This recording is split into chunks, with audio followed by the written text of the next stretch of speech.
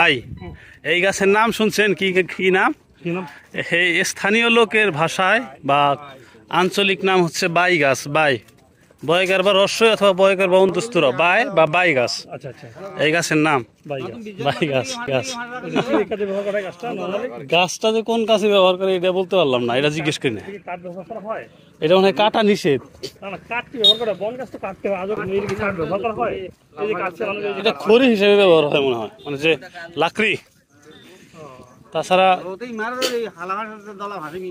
ব্যবহার করা সম্ভব না। গোল পাতা নাকি ভাই? গোল পাতা। আচ্ছা ভাই, কক্সবাজার আর মহেশখালীর শুটকির দামের তারতম্য আছে ওইরকম? কিরকম কোয়ালিটি? আসলে কক্সবাজারে যে আমরা শুটকিগুলো পাই সেই শুটকিগুলো হচ্ছে বিভিন্ন জায়গা থেকে শুটকিগুলো নিয়ে আসে।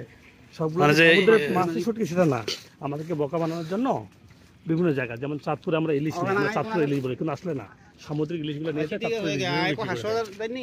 বিভিন্ন জায়গা দিয়ে। হ্যাঁ, বিভিন্ন জায়গায় শুটকি নিয়ে আসে কক্সবাজারের বাজারে বিক্রি করে। আর মহেশখালীতে নিলে মনে হয় একটু বিশ্বাস জায়গায়। কেমন বিশ্বাস জায়গায়? শুটকি কেন শুকাচ্ছে। ও, তার মানে এরা তো ওইরকম বিজনেসম্যান না, এরা ওরকম বিজনেস না। আচ্ছা, কক্সবাজার ওরা তো ফুল টাইম বিজনেস। ওরা বিজনেস করতে চায়, ওরা বুঝতে পারে যে বাইরের শুটকির দাম কম, এটা যদি আমরা সামুদ্রিক শুটকি হিসেবে চালাই তাহলে এটা আমরা বেশি পাবো, পাশাপাশি এটার চাহিদা বেশি হবে। লোকাল শুটকির চাহিদা কম থাকে, সামুদ্রিক শুটকির চাহিদা বেশি থাকে। দামেরও কিন্তু তারতম্য আছে, অবশ্যই অবশ্যই। ভালো অভিজ্ঞতা আমাদের। হ্যাঁ।